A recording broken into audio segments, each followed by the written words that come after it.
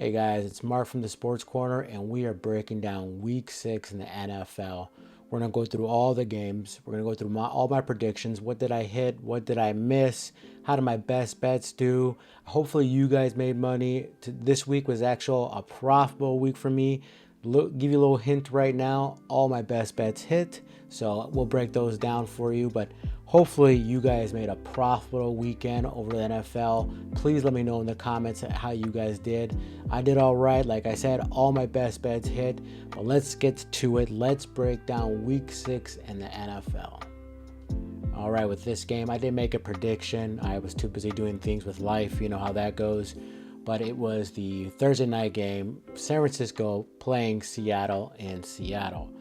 Well, as I predicted, and how the Seahawks were on my fool's gold list, they are a bit of pretenders, I believe. I know they're banged up a little bit, but everybody's banged up in the NFL, so I don't really want to hear that.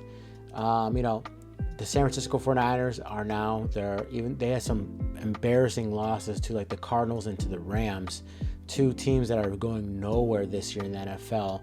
So that was embarrassing. So it was a nice bounce back win for them to beat the Seahawks, and they beat them by 12 points. And this game was pretty much over in the first half. They were getting away, I believe, it was 16-3. So the kind of writing was on the wall right away. Seattle, it's all flash in the pan, I believe, with them. Geno, 1 touchdown, 2 picks. That's kind of common with him. He's not going to go give you 3-4 touchdowns. He's always going to be around that 1 touchdown, 1 interception, 2 touchdowns, 1 interception. So that's pretty typical of him. No running game whatsoever during that game. A combination of 20 runs, 20 rushes for only 50 yards. For a whole game, only 20 rushes, pretty pathetic. And now you're down 13 points in the first half, but there's still time to run the ball and use that play action to open up the passing lanes. But Seattle decided to throw right away. Geno Smith had 52 attempts passing. Geno Smith should never throw 52 times. I don't care if he has Metcalf and Lockett and Smith as wide receivers. I don't think Geno's that kind of guy. I mean, he's a good to above average quarterback, but 52 was way too much. So, and like I said, I know they're short on the defensive line, but it's not the excuse. Like everybody's hurt in the NFL. People got a lot of key players are hurt right now. I mean, a lot of good players are hurt in the NFL. So it's not an excuse that they're beat up. Like I said, I think they're fool's gold. The Seattle Seahawks. The teams they've only defeated are the Broncos, Patriots, and Dolphins. Like I repeated before, these 3 teams stink. The Dolphins are awful without Tua. The Patriots have the worst offense in the league. They had to replace Brissett with Derek May. And they beat the Broncos in the Broncos' first game of the week, when it was Bo Nix's first week before he went on a little winning streak here. So like I said, the Seattle Seahawks were fool's gold. As soon as they start playing teams that are decent or better record, they lose. They get blown out by the Lions. They lose to the Giants without Neighbors, was embarrassing. And then they lose to the 49ers. So, I think this is just what we're going to see from the Seahawks. They're going to be a 9-8 team or 8-9 team. I think that's where they're going to hover around. They'll put up some good numbers, cover some overs.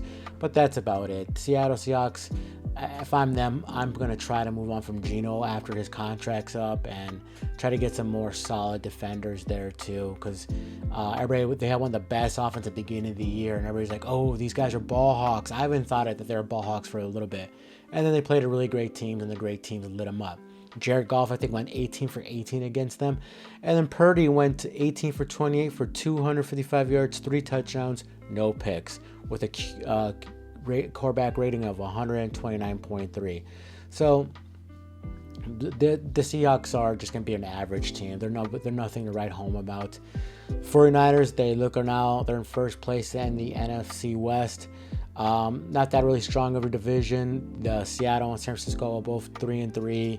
Arizona's 2-4, but Arizona has no defense. They're just they surprise team with their offenses, but they're not going to go anywhere either. They'll probably be a 6-11 team, somewhere around there, 5-13, or 5-12. I'm sorry. They'll be that kind of team. And the Los Angeles Rams, they're all beat up, so they could maybe surprise a team who here and there, but they're not. They'll be a top 10 team. They'll have a top 10 pick in this coming draft. So San Francisco looks like they're probably going to come and win the division.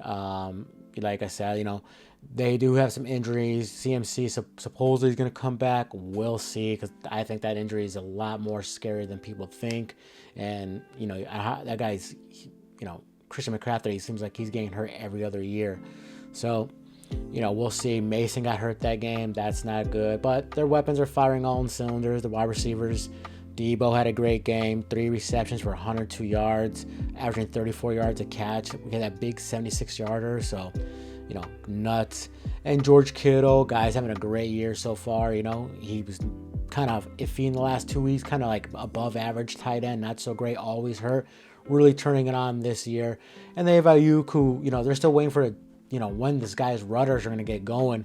He's not having the best year after signing that major contract, but that's a good problem to have, because once he kicks him on, this team might be hard to stop. And they have Jennings, a really good slot. So 49ers are going to come away with that division. They still got a good defense. Fred Warner leading the way. So nothing really said about this game. What has to be said, the Seattle Seahawks are pretenders.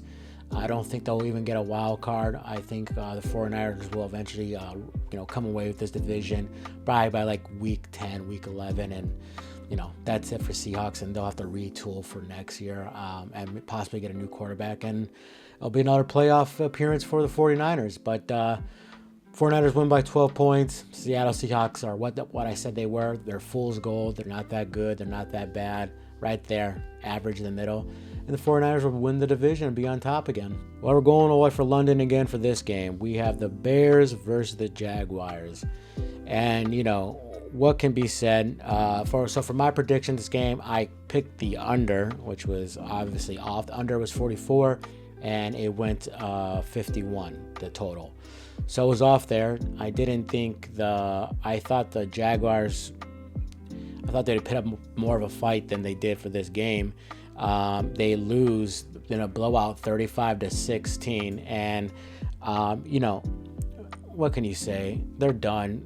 They should just look for trade partners, gather some picks, and Doug Peterson should start packing his bags already. And all the coaching staff should be packing their bags. I thought this game was going to be closer, like I said. I thought they would at least get to sack Williams more. They did sack him 3 times, but I don't know. I thought they put a bigger fight. But let's get to the game. Great game by Caleb Williams. The offense looks like it is what it is supposed to look. All the offseason acquisitions with Keenan Allen and drafting the rookie and then signing Swift, this is what the offense was supposed to look like. And it was. Allen had 2 TDs, and that's great, getting him going.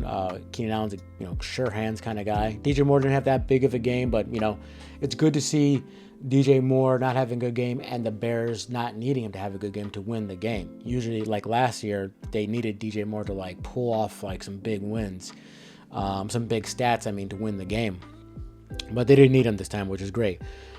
Swift looks really good. In the last 3 weeks, he leads the league in all-purpose yards, receiving and rushing. So he's doing great. He's on his 3 straight games for over 100 yards, all rushing and receiving yards, and 3 touchdowns in every single week.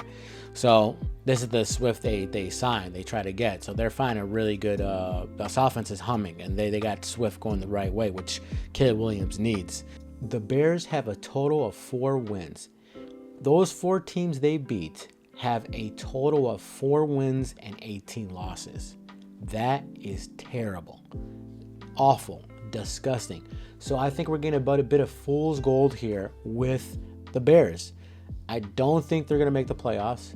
I think eventually they'll end up being in last place in the NFC North, which is the best division right now in football.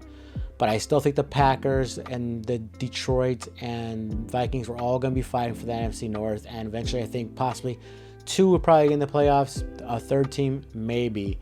But I think the Bears are not going to make it.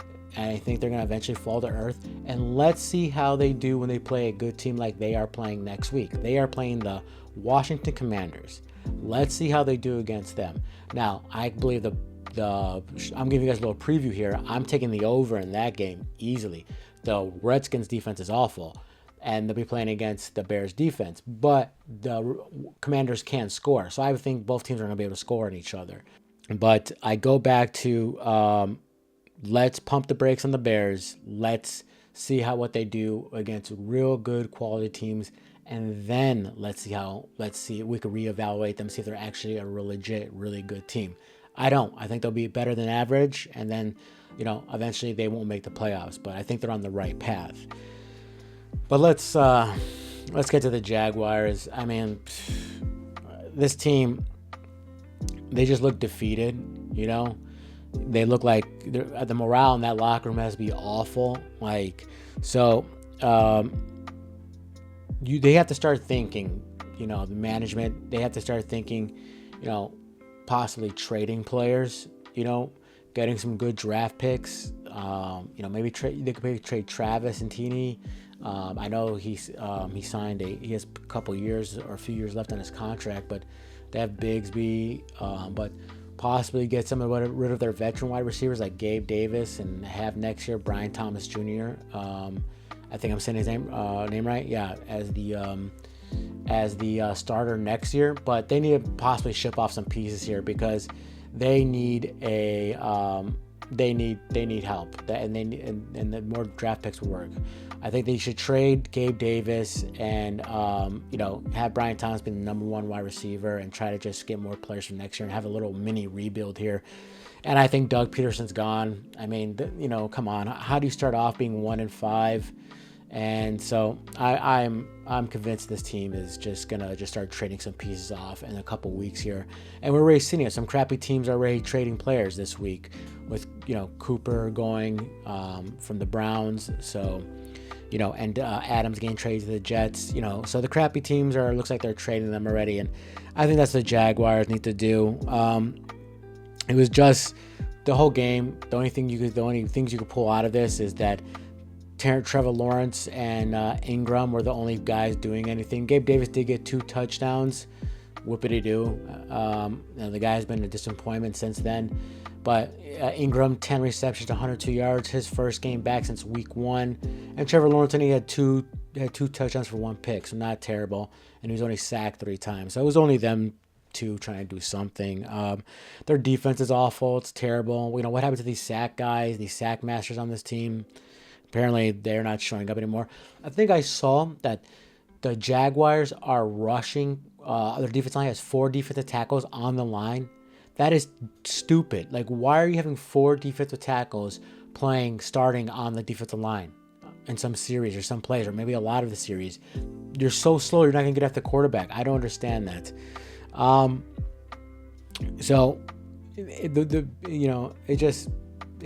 It's just one crappy team on the way down of a franchise, and one team that's accelerating to looks like they're on the right path of becoming a really good team, and that's the Bears. So that's what it is, and the Bears just executed better in the game, more first downs and total yards, and like I said, the Jaguars are going downhill, and you got the Bears who are accelerating up the hill. So 2 teams going in the exact opposite directions, and you can tell Jaguars, time to sell off some pieces, trade some players, get some draft picks. And for the Bears, if you want to make a run at the playoffs, maybe get another guy here or 2, but I think they should stay there and just keep on building off their momentum. I don't think they're going to do anything really too much because they played a lot of crappy teams and they've only lost to good teams.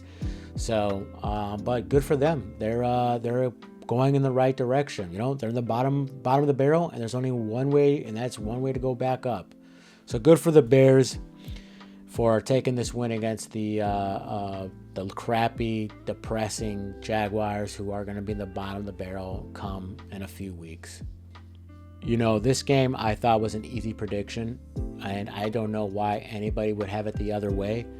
That being the Texans versus the Patriots. I told you guys, and I personally took myself, the Texans to cover the 6.5 points. I don't bet rookie quarterbacks, and you guys shouldn't either. Even when it comes to Caleb Williams surrounded by weapons, They're too inconsistent. You see how in the beginning when Caleb Williams was getting sacked so many times, you couldn't trust it? They cover some spreads, sure. But do you want to risk your hard-earned money to bet on rookie quarterbacks like Bo Nix? I'm not a big Bo Nix fan. He didn't cover yesterday.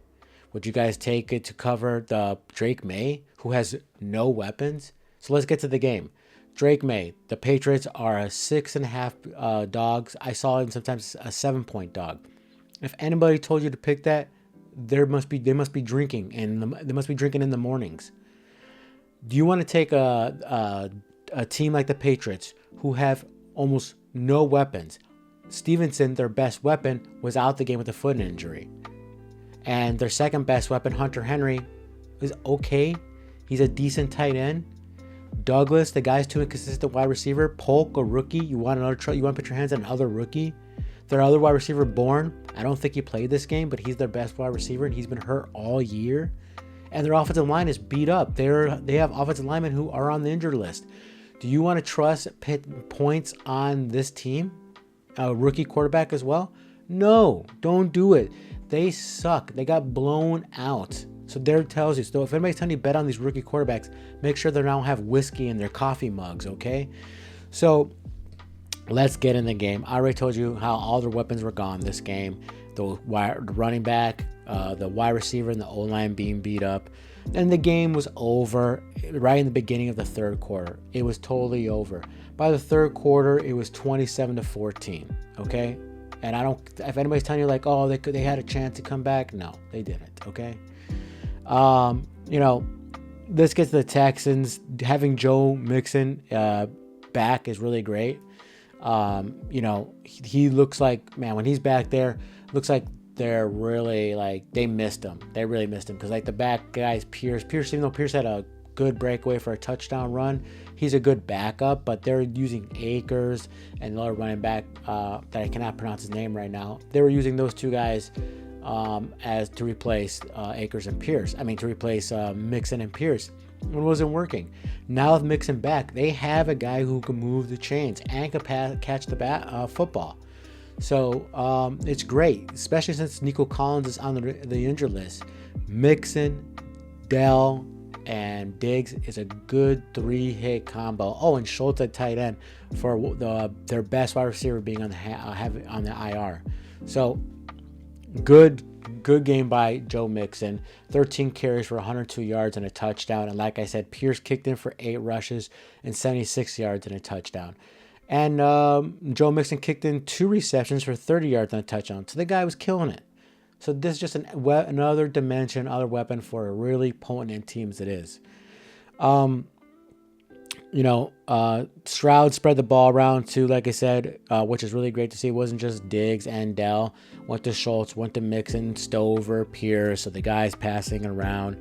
And this is a little cool little golden nugget here. This is the first win in the Houston Texans history to beat the Patriots in New England. So that was a pretty cool win for them. I didn't know that stat, but a good win and a good game from the Texans. And just to let you know, it's not all offense with the Texans. Will Anderson got 3 sacks in the game. So the guy, he's still killing. A good draft pick by them, picking Stroud and Will Anderson in the same draft. Good. He killed it with 3 sacks. And, like I said, the Patriots were awful. Drake May, 20 for 33, 3 touchdowns, 2 picks. He also led the team in rushing, which is not really good to see for the running backs. And he had 1 fumble. So 3 turnovers, 3 touchdowns and 3 turnovers. In general, the whole rushing had 26 rushes for 82 yards, averaging 3.2 yards a carry, with Drake May having the most yards, 5 carries for 38 yards. That's awful. Gibson, 13 carries, 19 yards, 1.5 yards a carry. That's just, what are you going to do with that? In general, though, Patriots had 4 turnovers. Not good, obviously. And Douglas looked decent. 6 receptions for 92 yards and 1 touchdown. Surprisingly, he's the only wide receiver that did well. Kendrick Bourne did play the game, their best wide receiver, so that was good to see. He is their best wide receiver, so maybe they could get him going. But this team is disorganized. So don't let nobody tell you to bet on the Patriots with Drake May. He had a little bit of a spark, but they still had turnovers galore. He was throwing picks.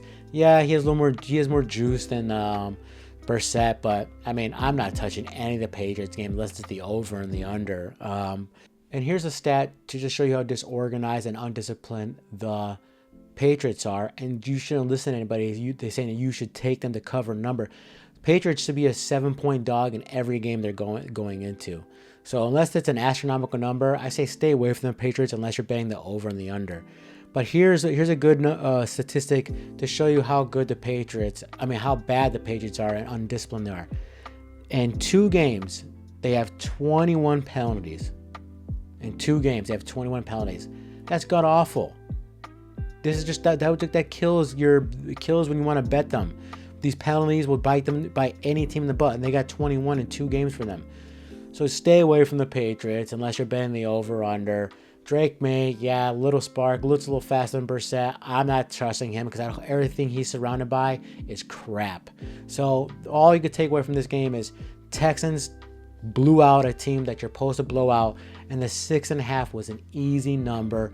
I took it personally. I should have been a 10-point number. That's how bad the Patriots are. But good win by the Texans, and the Patriots will have a top 3 pick in next year's draft because they are just plain awful. And stay away from betting on rookie quarterbacks. And in this game, it's what we all expected. A lot of fun and a lot of scoring, and that being the Commanders versus the Ravens. 2 quarterbacks who could pass the ball, running the ball, going at it, and the Ravens coming on top being 30-23.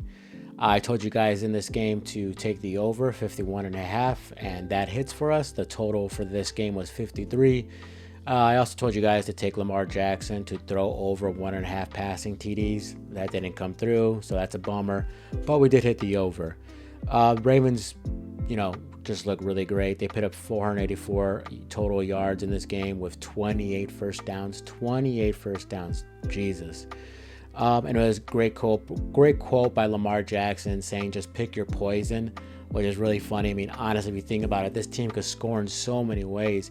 If it's not King Henry, it's Lamar Jackson. If it's not Lamar Jackson, it's King Henry. And when it comes to rushing, these guys are just killing you. Derrick Henry had 24 carries for 132 yards and 2 TDs. I think that gives him 9 total touchdowns for the year, which leads the league. And Lamar Jackson, he had to do much. He had 11 carries for 40 yards, but these guys could kill you with both rushing. You never know what side it's going to come from.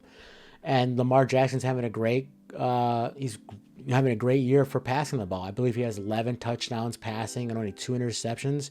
So great touchdown to interception ratio. And they have good weapons. Zay Flowers and Rashad Bateman. Both these guys killed. And Mark Andrews had his best game so far this year. So a lot of weapons for them. They'll kill you in the passing game. They'll kill you in the rushing. So it's offense on offense on offense. So, and also they had 2 scoring drives in this game of 94 yards and 93 yards. So 2 scoring drives that were almost 100 yards, the whole football length, and they just score. That's really impressive. I guess the only thing you could take from this that their Achilles heels is still their secondary. You can get to the Ravens secondary, but that's why they have to outscore you because you can pass on the Ravens. So their defense is not as, scary as it once was, in particular the passing defense. The Russian defense is ranked number 1. It's really great. That the proof's in the pudding in this game. The Commanders did not run the ball well, but that's their weakness. So if you could try to get to the Ravens, you could get to them through the air. But, I don't think nobody should really be surprised this game. I personally took the over, and I took the Ravens to cover this, which they did. I got it at 6.5. But, the key statistic for this game was that the Ravens, but in more particular Lamar Jackson, owns the NFC. I believe he's like 10-0 in the last, or now 11-0 in the last 11 games. But he's like 23 wins and only 2 losses, or 22 wins and only 2 losses against the NFC. So the guy just owns the NFC, Lamar Jackson. He's their daddy. So that was enough information for me to take the Ravens to win this game and to cover the points. But let's talk. Let's not forget about the Commanders, a solid up and coming team. They go now to 4-2. They still look good on offense. I believe though they're kind of a little bit of fool's gold. A little bit of like, are we being fooled to the Ravens? Are they gonna fall back to earth? I say that because their defense is not so great. Their defense is, I mean, you could rush and throw on this team.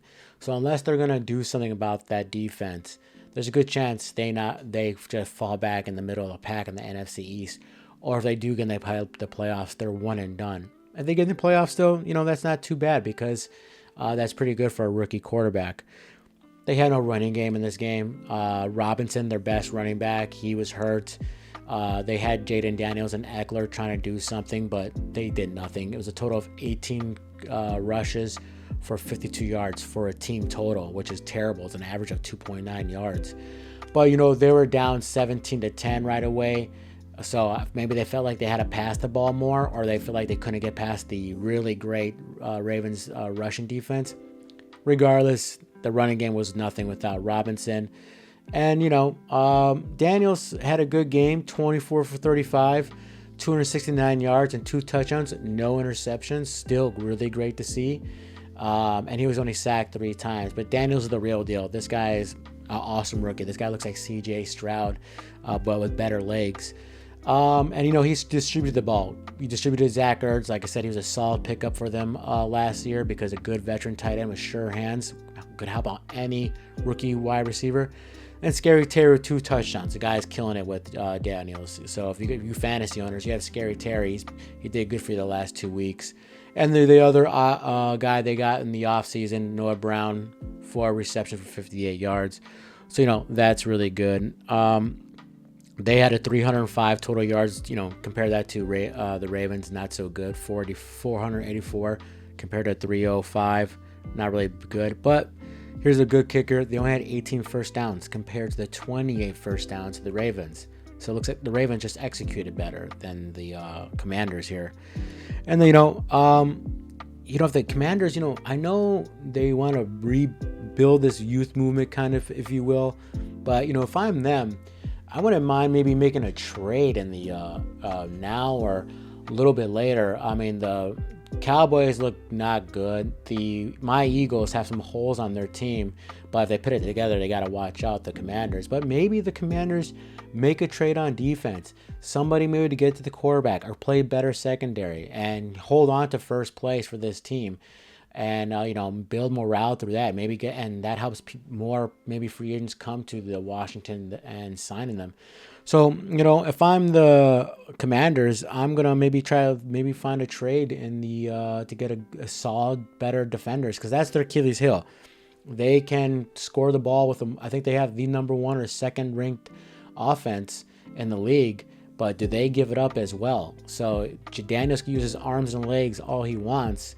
But if he can't, if the defense can't hold anybody back, the guy's just going to get worn out. And they got to watch out. Even though the Eagles had a dud of a win, and it was a dud, even though they won the game, the Eagles were on their heels at 3-2. And the Dallas are 3-3, but if I'm the Commanders, I'm going to try to make a trade to shore up this defense and make a run at winning the NFC East.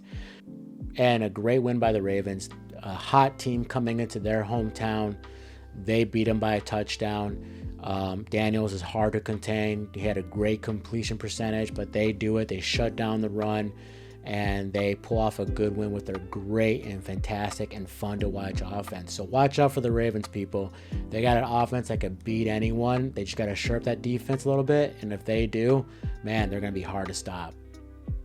And here is a pathetic win. That is the Philadelphia Eagles defeating the Cleveland Browns 20-16. They do not cover the number, and I predicted they would go over 42.5. They do not go over 42.5. They had a total of 36 points. Pretty pathetic. Before I get into the Philadelphia Eagles, let me talk about the Cleveland Browns here. They basically threw the white flag in. They are giving up. They trade Amari Cooper to the Bills for a 3rd-round pick. Amari Cooper being their best weapon besides Nick Chubb.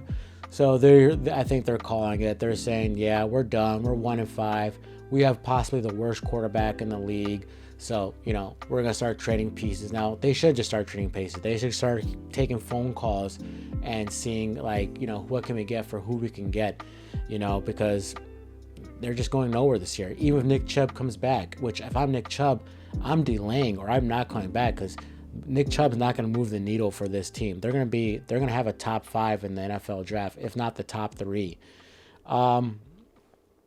I don't know. I can't pull really anything positive out of this game. Watson, 16 for 23 for 168 yards. He was sacked 5 times.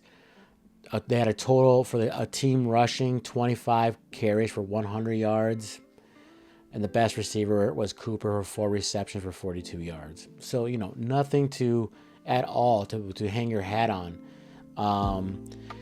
Here's some more embarrassing facts. The Browns are now the first team in the last 10 years to not score over 20 points in the first 6 games. God, just awful. And, all they got is Myles Garrett. Myles Garrett is the reason why they got that touchdown. They scored no offensive touchdowns the whole game. They weren't even close. Oh, they did get to the red zone, but, they're still the Browns, and they did not get in the red zone. They ended up kicking a field goal. But, Myles Garrett jumps over the offensive lineman, blocks the field goal, and the ex-Eagle gets the ball and runs it for a touchdown. So Myles Garrett, the guy's trying to play. They should put Myles Garrett on offense, see if he can get them anything, because the guy's killing on defense and he's killing on special teams. So, there's nothing really positive to pull away from the Browns besides Myles Garrett and Nick Chubb might, come back. But if I'm the Browns, they should just start thinking about trading pieces off and rebuilding and even draft a quarterback or maybe wait another year, but they need to get something going. It's just awful on top of terrible. And, so there's nothing you can really pull from this. So with that being said, let's talk about the Philadelphia Eagles, my Philadelphia Eagles. I think this says low about them more than anything. Again, they come out the gate scoring no points. They're the only team in the NFL who hasn't scored any points in the first quarter this year. That should be shameful. We have one of the best offenses in the league, one of the best offensive lines, one of the best wide receiver duos, one of the better running backs in the league. I don't get it. And we have a quarterback who could run the ball. You think he'd run the ball for a touchdown by now? No, in the first quarter, that is. So we still can't score in the first quarter. Let's dive in more with this. Bad game, good win, but bad ending. As in we lose one of the best left tackles in the game. One of the best left tackles, our starting left tackle. He gets hurt for the game. It's not permanent. It's going to be for a few weeks, but that puts a little wrench into our gears here because he was a great left tackle. Slay, he gets hurt, and Goddard, he hurts his hamstring. So 3 starters get hurt in the game. When we just got back Smith and A.J. Brown, talk about bad luck there. Hopefully Slay, we could cover for Slay, have Rodgers and Mitchell as the starting tight ends and Kelly Ringo as the backup. So we could cover if Slay can't play again, I really believe. Dallas Goedert is having a great game, so a great year, I should say. So he might be hard to replace. Hopefully he was just out for that game and he comes back and plays this coming week. But, Kyle Tara, sorry, I always mess that guy's up, the backup tight end. He has some decent numbers. He had 4 receptions for 67 yards. Not bad for a backup tight end. So if he could put up those numbers, if Dallas needs to miss any time, I'll take it. This coaching, Nick Sirianni. This guy, it was told that he went off on the fans, and he went off on some fans after the win. Like, who does that? Like, the fans were saying fire Nick Sirianni in the stands, and then he just takes it, and he waits till they win to run his mouth. It's like, dude, You don't see Harbaugh, Andy Reid, Belichick yelling in the damn fans. We see this guy, this nutcase. I'm sorry some of the players like him. They want vintage 2020, 2022 Nick come back, but I'm sorry. I'm in the camp that Nick needs to go. We need a steady stalwart of a head coach that doesn't let fans get to him, okay? He needs to block out all the noise, okay, and focus on the game. The guy's out there yelling at, Eagle fans, and yes, the Eagles, we're one of the most annoying fan bases. We are passionate about. Philadelphia's one of the last few real true sports cities, and that be the sports radio is still very powerful. Sports media is still very powerful in the city. So it's like, and Nick doesn't seem like he has the mind fortitude, the thick skin to stay with this. To take it with the criticism from the Eagles fans. I'm sorry, I'm ranting and I'm mispronouncing words, but come on, Nick. Like, keep your head in the game. Who cares about what some fans got to say? Just take it like a man. So, this slow starts have to be, it's the culture. It's the culture of the team. It is the coaching. Too much talent. Too much on this talent to not be scoring in the first quarter. Unbelievable. They were lucky to play the Browns. The Browns were close to tying the game or going above the Eagles when the Eagles were they had the ball in the red zone, and they stopped the Cleveland Browns in the red zone, and they had to kick a field goal, because the Browns are crappy.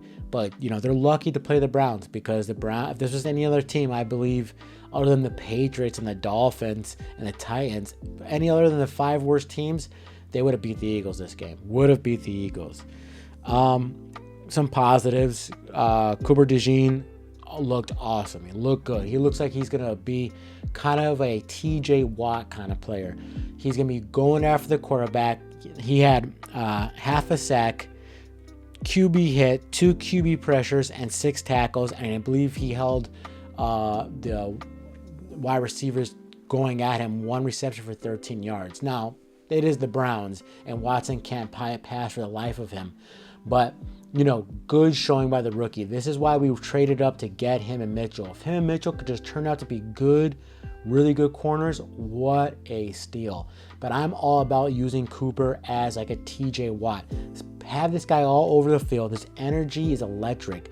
Have him all over the field, and have him go after the quarterback, have him guard. He could probably guard multiple positions. Just have him everywhere. This guy could play safety. He could play nickel, punt returner. So I'm liking what I see from Cooper DeJean. And, A.J. Brown, he kind of like won the game for the Eagles. He came back and made some plays. Him and Smith, they had some balls thrown at them, or some questionable balls by Jalen Hurts, and they both made adjustments and caught the ball, especially A.J. Brown. When he adjusted the ball and caught it while he was falling down, what a play by A.J. Brown. A.J. Brown now back-to-back 100 yards receiving. This game he had 6 receptions for 116 yards and 1 touchdown. And the last game he played in week 1 against the Packers, he torched them for over 100 yards and a touchdown. So, really good to see. I like to see they use Dotson twice on a rush and a pass. We need to get Dotson more touches, and either be jet sweeps or in the slot, because we need another third option if Dallas is out a couple of games with the hamstring. And I guess another big thing to take from this, thank you football gods, is that Jalen Hurts did not turn the ball over. The first game, and I don't know how many games, and every game in this season until this week, he's turned the ball over. So to this week, week 6, he had no fumbles and no interceptions. Thank God, because the way the Eagles are going to beat teams, if he just stops, the first step with him is to stop turning the ball over. The second is our offense needs to stop being stagnant in the first half, in particular the first quarter. The Eagles are way too talented and have too much superstars on this team to be coming out of the gate, like Lane Johnson said, constipated, just like holding a poop in. So it's like, come on, release it already. An okay win by Philadelphia. A.J. Brown, good to see him killing it. Good, really, really good to see Jalen Hurts having no turnovers, and good to see Cooper DeJean out there all over the field and making plays. So there's some positives to come out of this game for the Philadelphia Eagles. Defense still needs to shore things up. The offense still needs to stop being stagnant in the first quarter. Need to put some points up real quick, and we need to keep up the intensity and get more sacks on the QB in the next game, not just the Browns. And with the Cleveland Browns, what can you say? They have given up. They know it's over. We all know it's over. They trade Cooper. They have thrown the white towel. They are saying, we're done. They're terrible. They're disgusting. See you later, Cleveland. Better luck next year. And in this game, we have the Cardinals flying all the way to Lambeau Field just to get their butts whipped by the Green Bay Packers, 34-13. My predictions were the over 47. That pushed. I also told you guys to bet on Jordan Love to throw over 1.5 passing touchdowns. He did that easily. And I told you guys as one of my best bets for the Packers to cover 5.5. They do that easily as well. So with this game, I'm going to keep it short and simple, especially with the Cardinals. I took the Green Bay as my best bet because the Cardinals are just too inconsistent. They need Kyle Murray to be Superman to win games, to use his legs, to pass all the time, and he can do that. But I don't think he could do that every single game consistently. The way the Cardinals beat you is that James Conner puts in a good amount of carries, and he goes over like 100 yards rushing, or at least 90 yards. And that mixed in with Murray passing the ball is their best recipe to beat you. But they had no run game this game because the Packers were on the top already, and they needed to pass the ball. Marvin Harrison Jr. gets a concussion. He leaves the game. Bad for the Cardinals. Hopefully it's not too bad and he plays next week. But that's it. No running game. After Marvin Harrison left, it was just McBride. Nobody else. Even their starting wide receiver Wilson had 2 receptions. I believe he got the touchdown for 11 yards. Whoopity-doo. But their defense is terrible. Their defense is garbage. So they're still in rebuilding mode. They'll be doing it for a while. So unless Kyle Murray plays Superman, the Cardinals are not going nowhere. They're going 2-4, and they'll have a top 10 pick in next year's draft. And with the Packers look good this game. Love looked great, but I want everybody to pump the brakes on the Packers just a bit. He's had a turnover in every game he has started. I believe he has 6 interceptions, and in every game he is turning the ball over. That's going to bite the Packers in the butt if he doesn't change that. So if I'm a Packer fan, I'm glad that Love is slinging the ball. He has a lot of touchdown passes, but the turnovers need to definitely he needs to turn them down a bit, or that's going to bite the Packers in the butt come playoffs or fighting the Vikings in Detroit for the NFC North title. They need him to stop just throwing the picks. And some of these picks are terrible throws. They're not just like some mishap. No, there's some terrible throws. So he looks good, but he's throwing interceptions in every single game. Rushing game looked great as well. They had 38 rushes for 179 yards in this game with an average of 4.7 carries. Yards, that is, sorry. Jacobs, good signing. He looked great in the beginning, but he only has 1 touchdown so far in 6 games. If I'm a Packer fan, I want to see more production for Jacobs to pound that rock and get at least 8 touchdowns this season, but he only has 1 touchdown. Really crappy if you draft him in fantasy. I know who cares about fantasy. I mean, I care about fantasy, but I don't know. I think you just want to see a little more production out of Jacobs. He's been going downhill a little bit.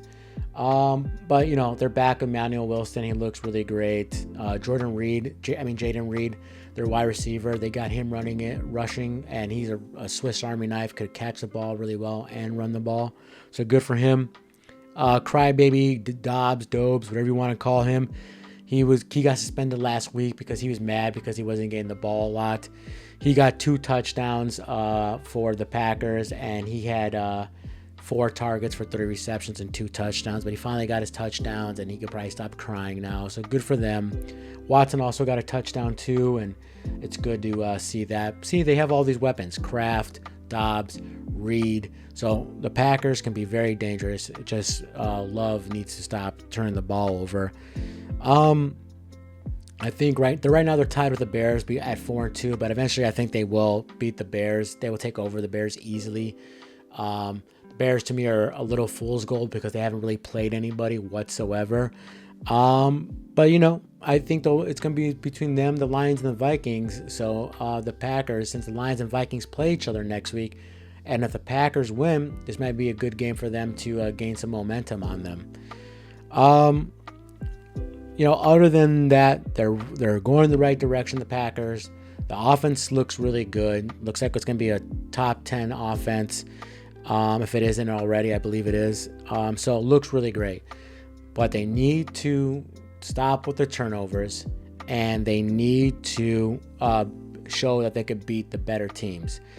They've only beaten bad teams like the Chicago Bears, and they have a big test this coming week with the Texans. So let's see. It's in Lambeau. So let's see where they really are, and if they have real grit to win a really tough team, to beat a tough team like the Texans. So they look good. Let's see. They'll be put to the test this coming week against the Texans, and that'll really see if they belong with the big dogs in the NFL. And with the Cardinals, they will be one of the worst teams in the NFL at the end of the year. They'll have a top 10 draft pick in this coming draft.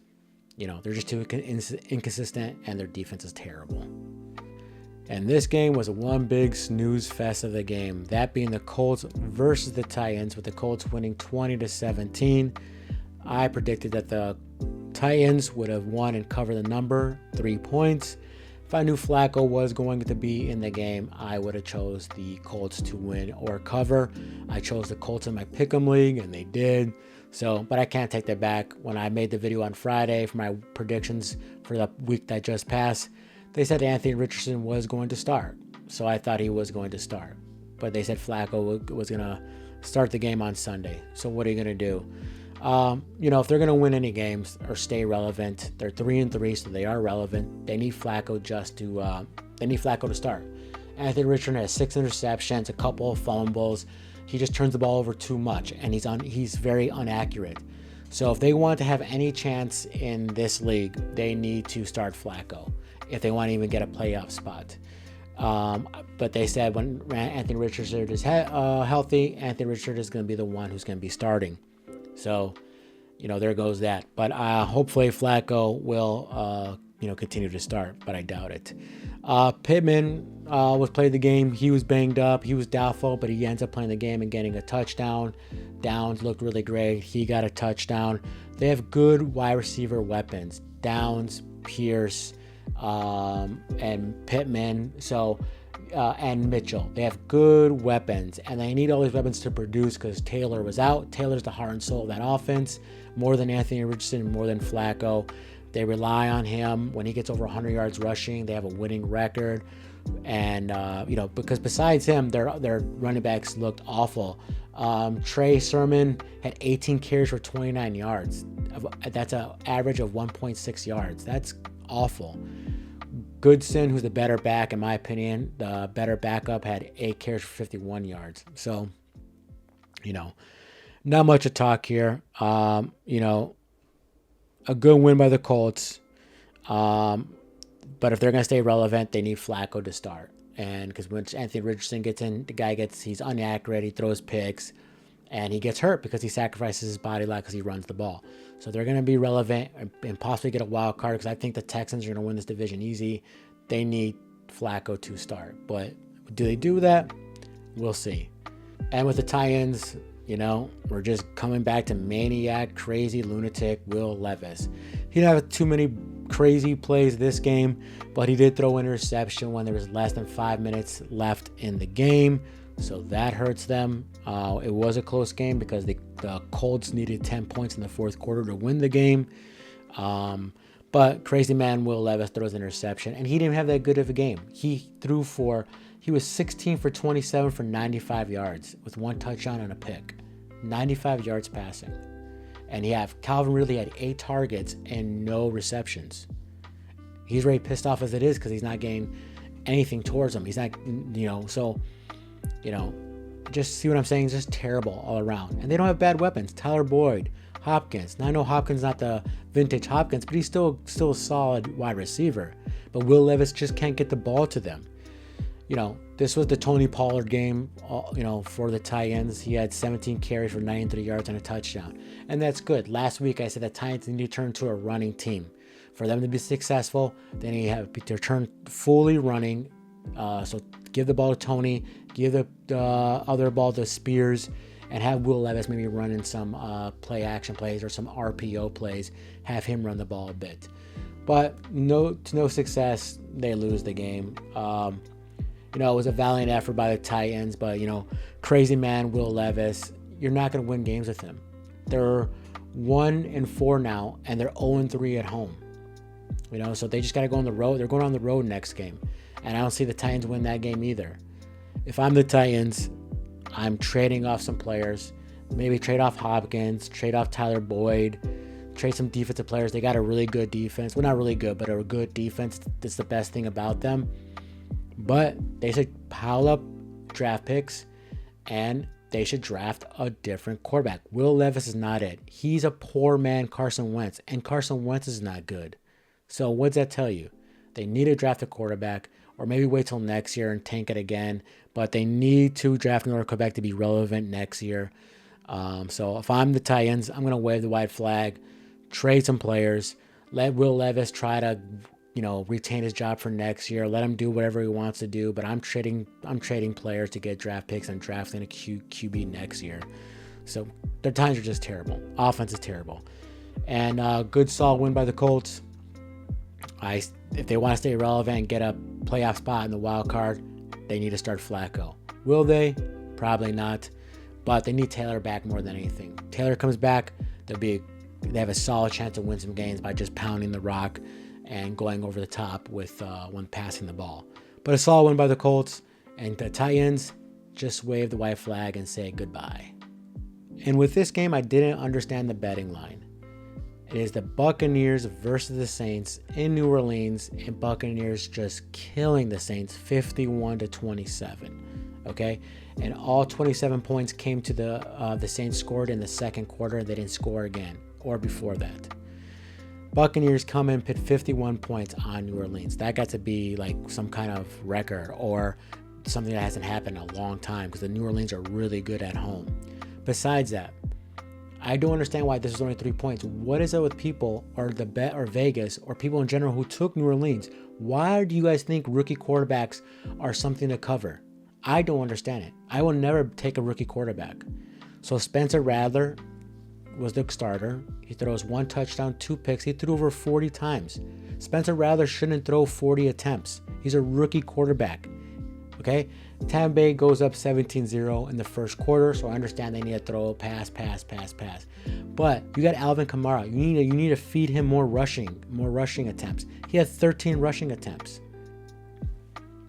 I know you're down 17, but you need to establish a run so Spencer Rattler could do some play action and open the the passing lanes up. But they didn't.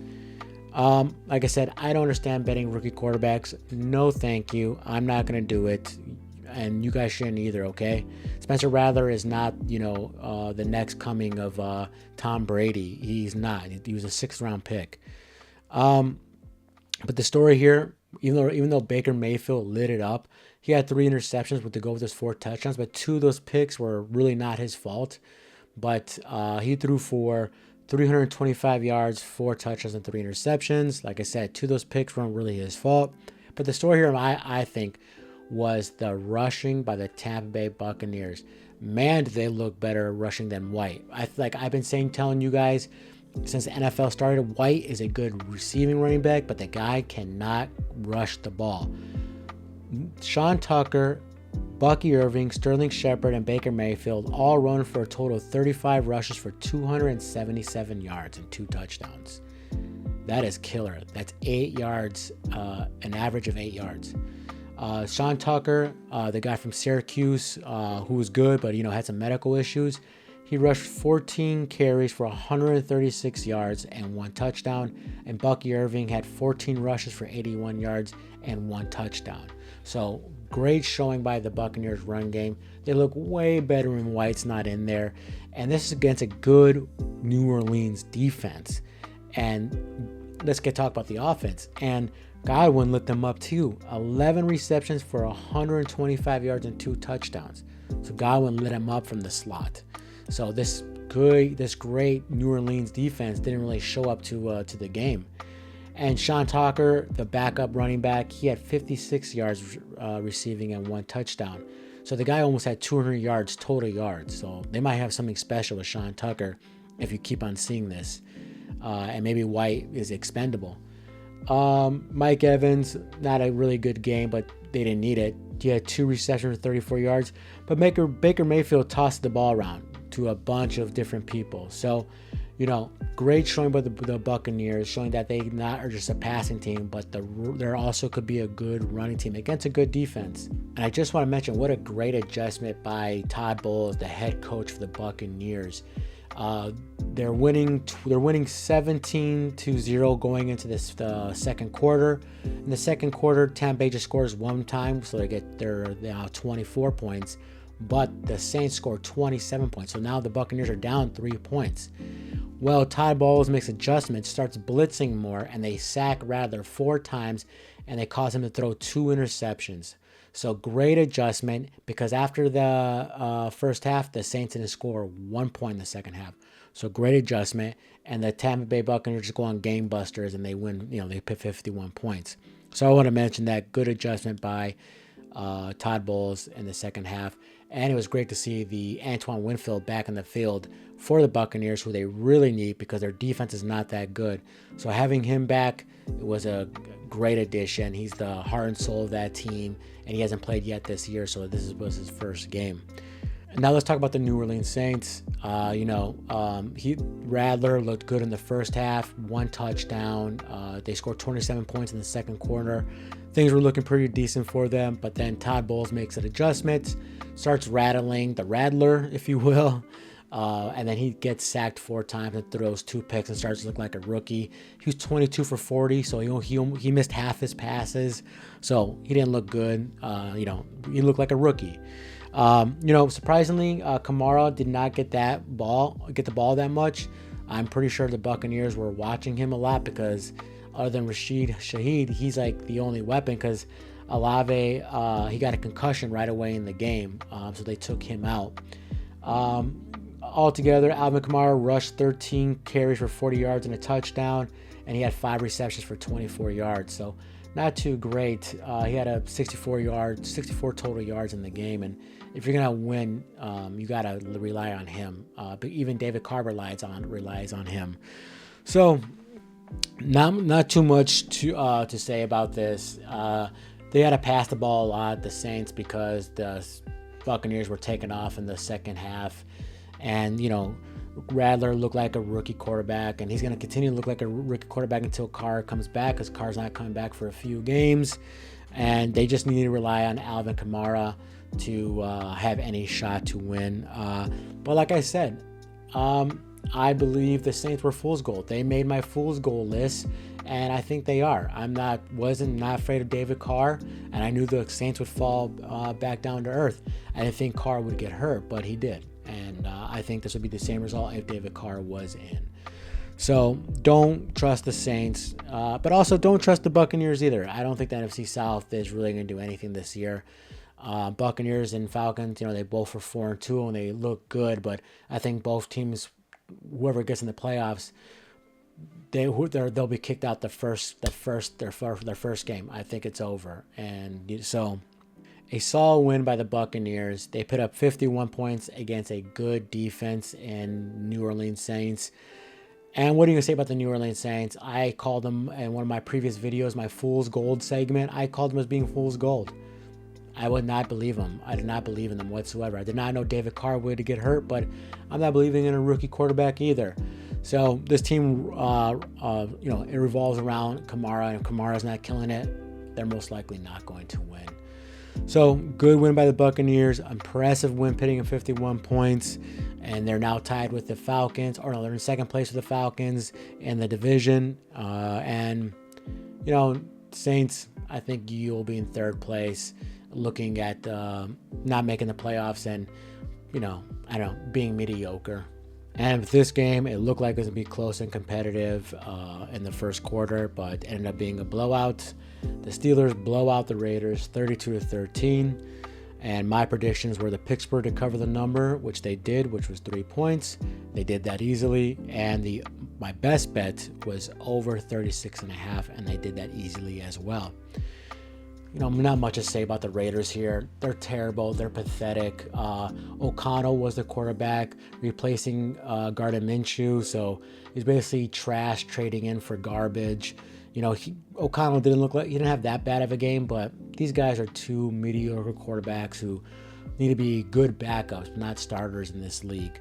O'Connell went 27 for 40, 227 yards, and 1 touchdown and 1 pick. No running attack, even with their starting running back was out White, but he's terrible. So they had a team total of 19 carries for 57 yards and 1 touchdown. God awful. The only bright spot was Brock Bowers. 9 receptions for 71 yards on 10 targets. This kid looks like the real deal. I could see him being one of the best tight end 2 or 3 years. That's if they gave him a really good quarterback, because the quarterbacks they have now are ass. So he needs a good quarterback to really show his potential as a really great tight end.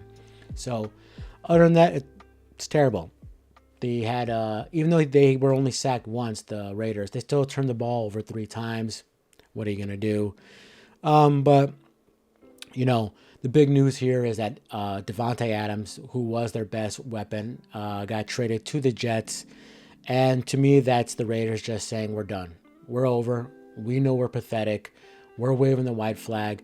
I mean, Jacoby Myers, who didn't even play this game either, they should trade him too. Just call it. It's over, okay? So this is me saying that this is me thinking they're saying it's over. We're going to stockpile picks and another team who needs a quarterback, because these 2 mediocre guys are not going to do it for you. So I think they need to stockpile picks and then eventually draft a decent, good quarterback, because it's not working. And it hasn't worked for a long time for the Raiders, besides David Carr. But, he took off when he could too. But let's talk about the Pittsburgh Pirates. Let's talk about the Pittsburgh Steelers. Sorry.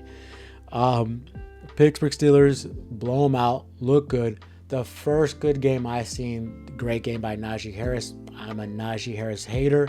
I think the guy is terrible. Looks like he's always running in mud. He's slow, but great game by him.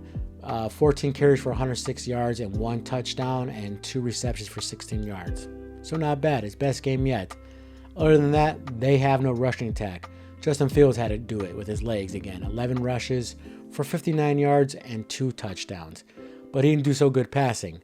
14 completions on 24 attempts for 145 yards, no touchdowns, no picks. This was all done by the Pittsburgh defense. They held the Raiders, their terrible offense, to 13 points. The game numbers were, the total numbers between both these teams were pretty similar, just that the Steelers pull away. But you know what? If Fields continues not passing this ball well, I think they're going to go to Russell Wilson. Pickens is not getting the ball. Fairmouth is not getting the ball well. Fields uses his leg, which is good, and helps him, avoid some sacks. But I don't know. I got a feeling that they are going to move to Russell Wilson eventually. Maybe they won't because they're 4-2, but I mean, I don't know. I think by week 8, they probably move to Russell Wilson and see what he got. He could pass the ball better. So we'll see. But with the Pittsburgh Steelers, another good win. This was an easy win for them, but they stayed competitive. They're tied with the Baltimore Ravens for first place in the AFC North. So good win by them. The Raiders, you're awful. You're terrible. Thank God Tom Brady bought 5% of your team, because maybe he could tell that the owner and management how to do something right. But you guys are terrible.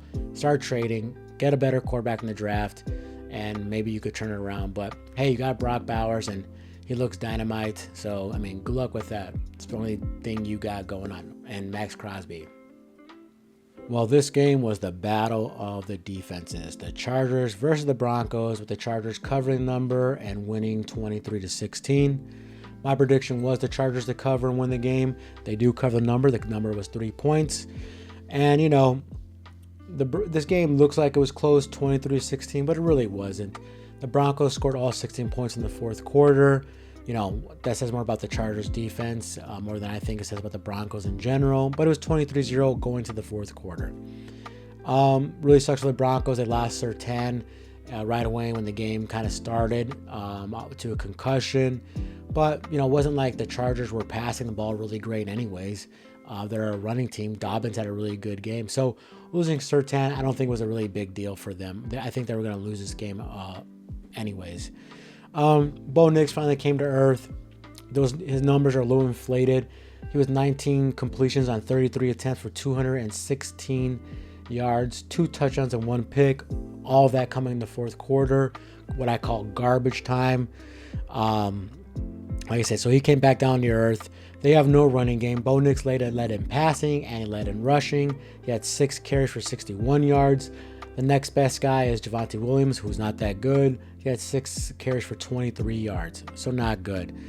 The Broncos they were only in the Chargers territory once in the first half. So there you go. Terrible offense. Only good defense.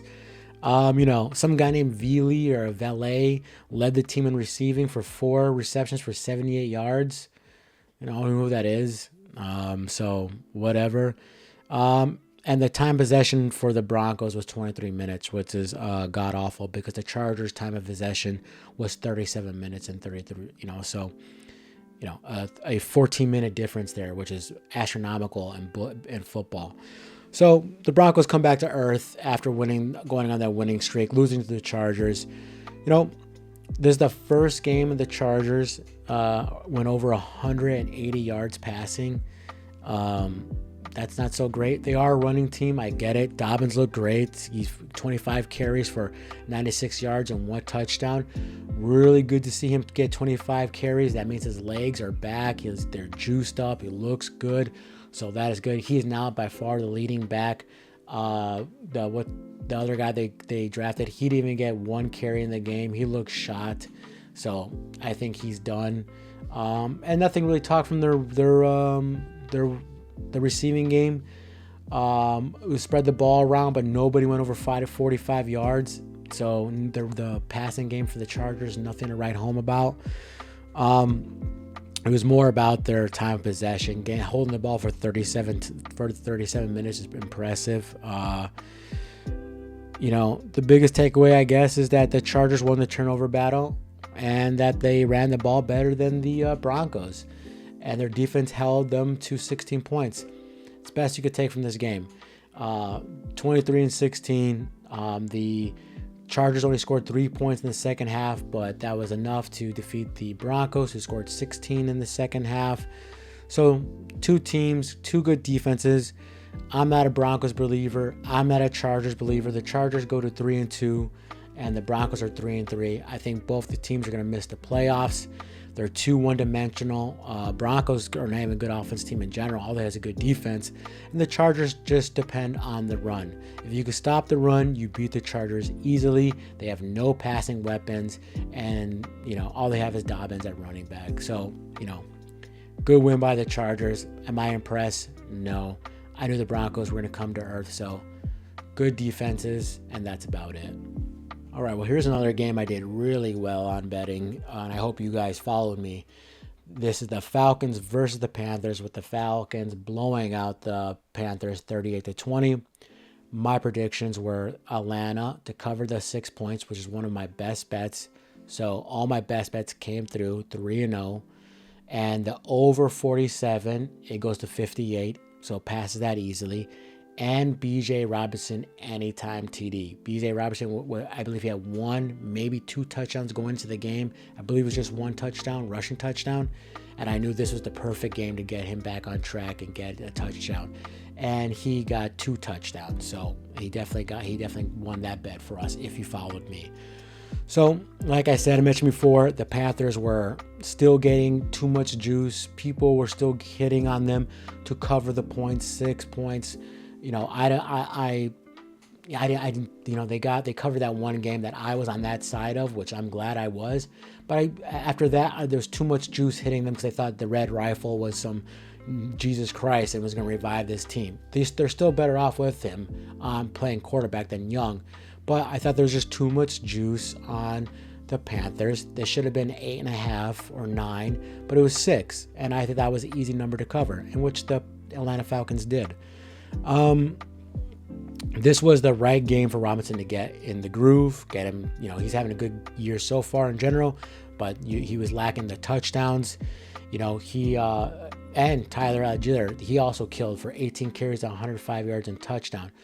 Overall, the Atlanta Falcons ran 38 rushes for 198 yards and 3 TDs. So really good for the Atlanta Falcons. But, you know, also I want to say this was an easy prediction that the Atlanta Falcons would cover, because the Panthers they're just too beat up on defense. Their linebackers are decimated. The D-line's decimated. Their offensive line is decimated. So I thought, how could you not take the Atlanta Falcons to cover this? You know, so... but what's concerning to me about the Falcons, which should be concerning to any Falcons fan, is they cannot get to the quarterback. They did not sack Andy Dalton once. That is not a good recipe. You give a quarterback, one of the great quarterbacks, when they eventually face him, time in the pocket, he's going to light up the Atlanta Falcons.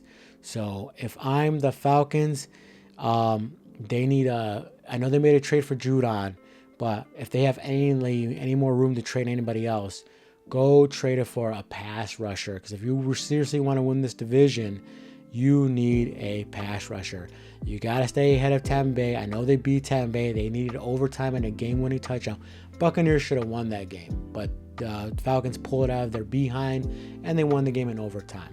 But so if they want to stay competitive with the Buccaneers, they need to get to the quarterback, and they're not getting the quarterback. No sacks on Andy Dalton is unbelievable to me. But when it comes to this game, these two teams play each other, and the other two teams playing each other, the Saints and the Tampa Bay Buccaneers, and the Atlanta Falcons against the whole AFC South, I am not sold on them. I think all 4 teams are fool's gold. I think all of them, whoever gets in the playoffs, they'll be the first team out in the playoffs. I don't believe in any one of them. There's too many holes on all these teams. Atlanta has the best shot, but they can't sack the quarterback whatsoever. So I don't know how they're going to solve that if they don't make a trade soon. But let's talk about the Panthers quickly. You know, the offense still decent. Put up 20 points. Andy Dalton was 26 for 38 on 221 yards passing, 2 touchdowns, 2 picks. And my boy Chuba Hubbard, who I think is looking really great the majority of the game since Andy Dalton became quarterback. He ran for 18 times for 92 yards, and he got 5 receptions for 11 yards. So over 100 yards, all-purpose yards again. So the guy looks great. And I think that they may trade him. Why not trade him? He's now probably, if not your best trading chip. They have so many injuries on defense. I don't think they're going to trade him because they're all beat up. But if they want to, build to get some more draft picks and build on this young team, I think Chuba Hubbard's going to go. They have the kid they drafted who had an ACL injury. I believe his name is Davis. He could be the back starting. He was a second-round pick last year. And they still have Miles Sanders. So they have some backs. So if I'm the Panthers, I am looking to trade Andy Dalton and I'm looking to trade Chuba Hubbard because they're not going nowhere. They are 1-5 and they're 0-3 at home.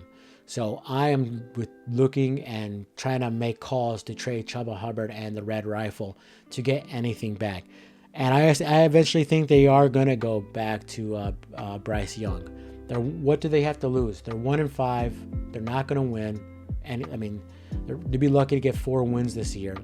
So I think that they should. I think they'll eventually start Young after a few more losses. And I think that they probably should trade Dalton and Chuba Hubbard because they are their best assets. And if they could get some picks or maybe some young players, it's good because they are in rebuilding mode like crazy. So, the Panthers are still going to put up points on people as long as Andy Dalton's the quarterback.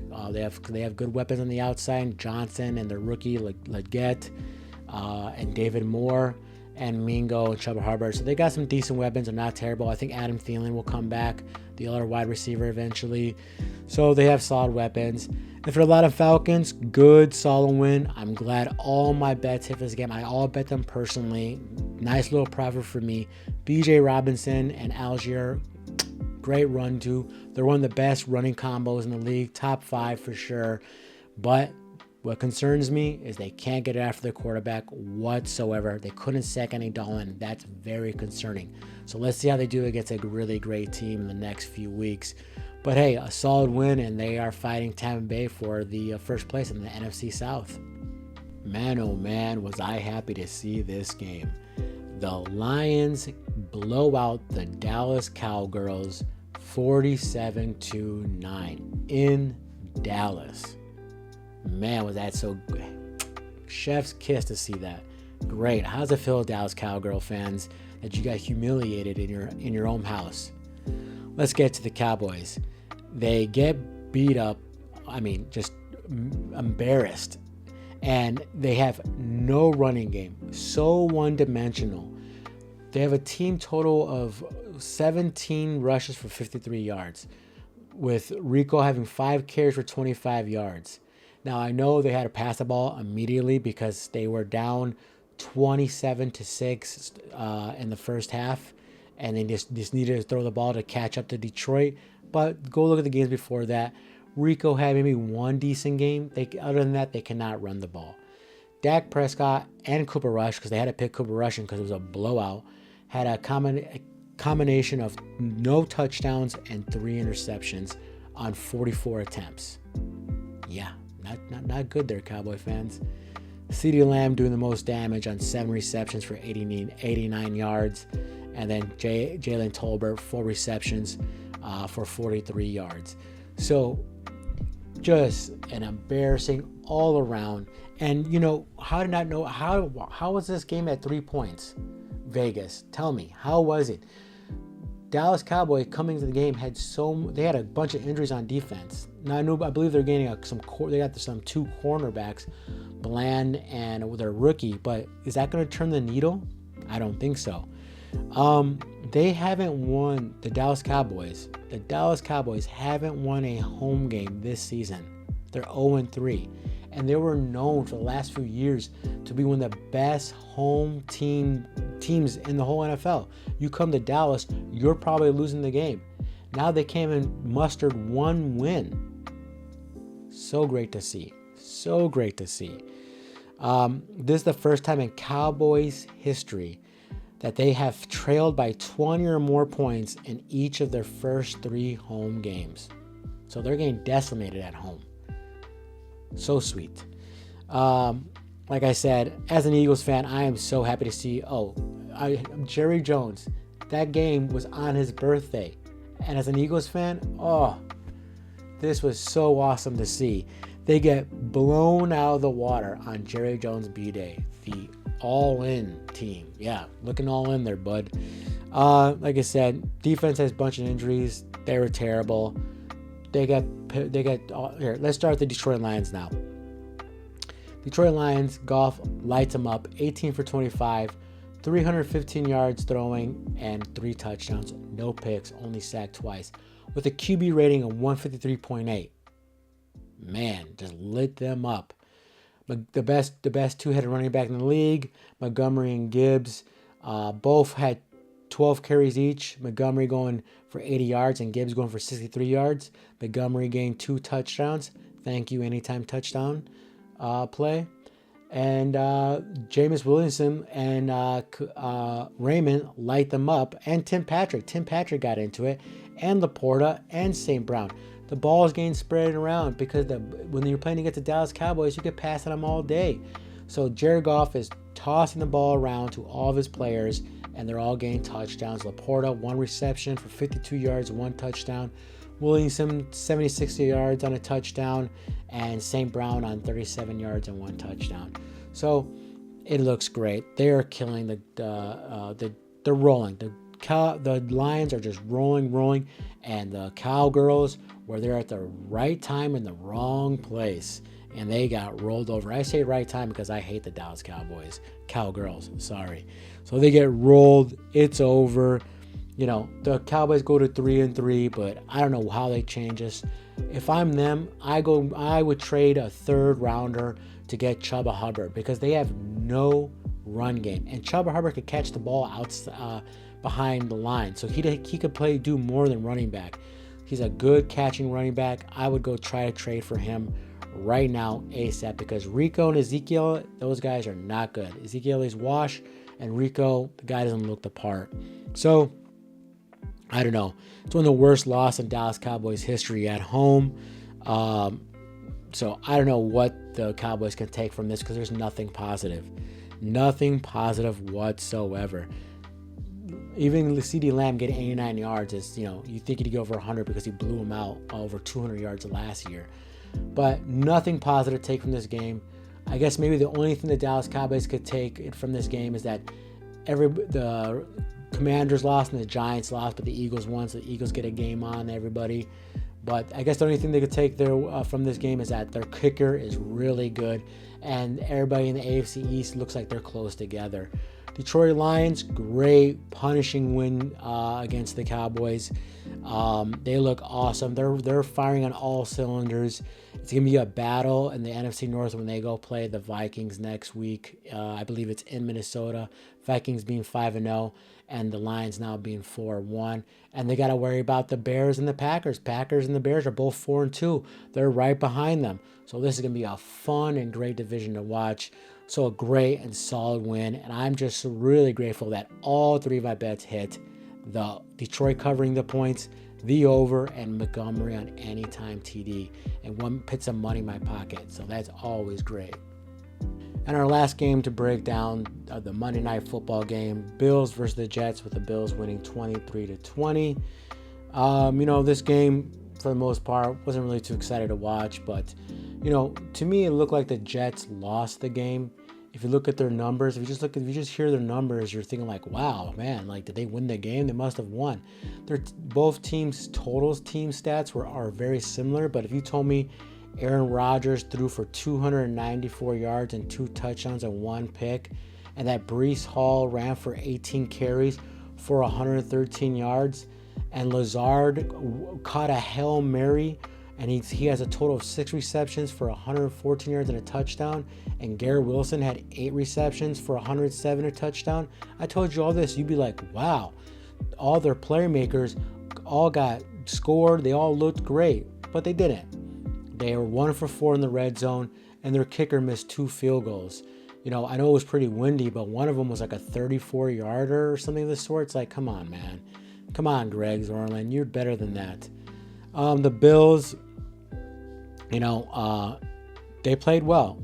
Especially with James Cook. With Cook being out there starting running back, they had Ray Davis step in. Ray Davis had 20 carries for 97 yards, and he had 3 receptions for 55 yards. So this guy had 152 total yards.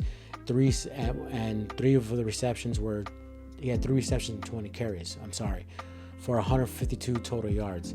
So the guy's looking good. The Buffalo. So let's get to these teams, what just happened to them today. I don't know why the Jets went out to get another weapon. Lazard was looking pretty well in Garrett Wilson, but they go get his boy Davante Adams. Davante Adams gets traded to the Jets from the Raiders, and I believe it's a pick that could turn into a second-round pick depending how many snaps Adams plays. So now they're going to have Garrett Wilson, Davante Adams, and Allen Lazard. Aaron Rodgers has nothing to complain about now. He now has his boy Davante Adams, and Davante Adams and Garrett Wilson now become one of the best 1-2 punch wide receivers in the league. They're definitely in the top 5, And he has Breece Hall and Allen at running back and a good 1-2 punch at running back. So no more excuses, Aaron Rodgers. If you can't do it with this team, you're probably not going to do it at all. So good trade by the Jets. They now have a lot of offensive firepower to go with their good defense. The Bills made a great trade as well. I've been saying it since the season started that the Bills have no weapons.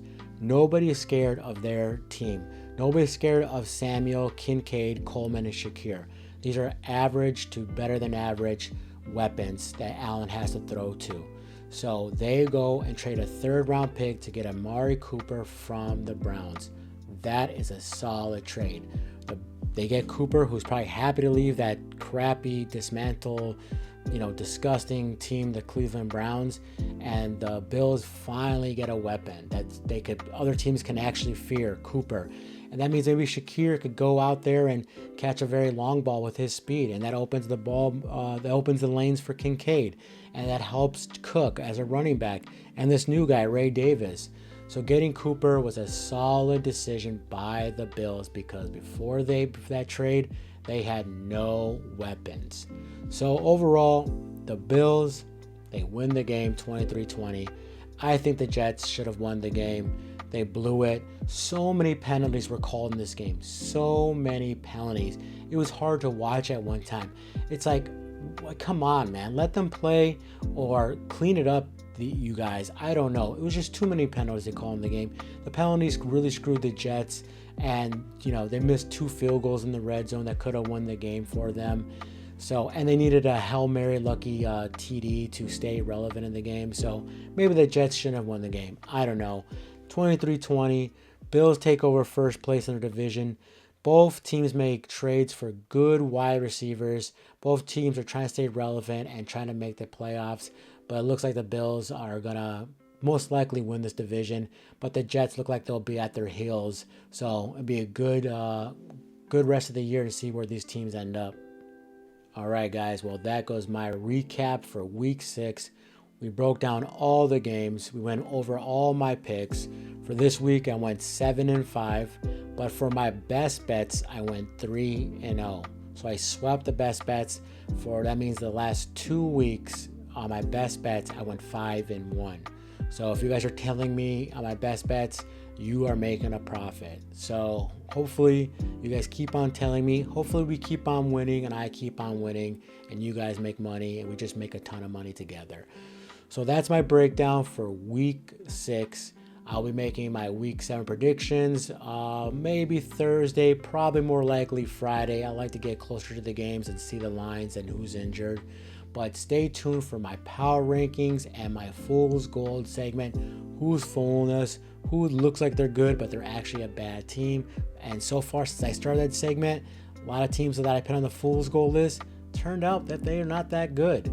So look forward to those games, guys. I look forward to keep on doing these videos. Thank you for tuning in. I love doing this. This is a small channel, so please like and subscribe. It really helps me out. And like I said, I really love doing this. So thank you for watching, and I will see you guys on the next one.